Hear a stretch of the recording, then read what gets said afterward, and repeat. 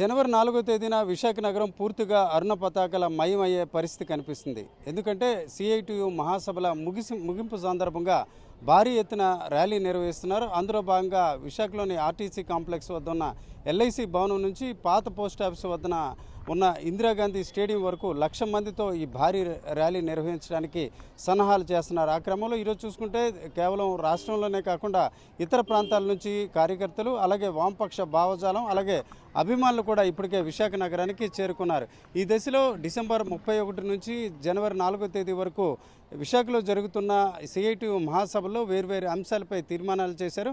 ప్రధానంగా ఈ తీర్మానాలలో విద్యా, వైద్యానికి సంబంధించిన అంశాలతో పాటు ఇటీవల కాలంలో ఏపీతో పాటు వేర్వేరు ప్రాంతాల్లో పేదల భూములు, ముఖ్యంగా ప్రభుత్వ భూములు కార్పొరేట్ సంస్థలకు ఇవ్వడాన్ని వీరు పూర్తిగా వ్యతిరేకించారు.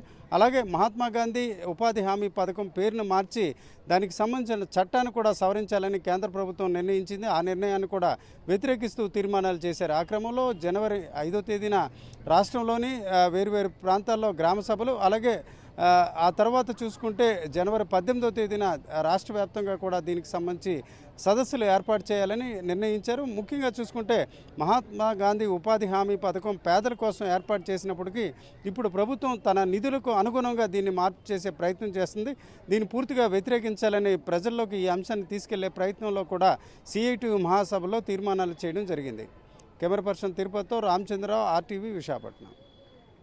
Local to global news at your finger tips. మీ చేతిలో ఒక ఆయుధం. Download R TV app. Media legend Ravi Prakash is back.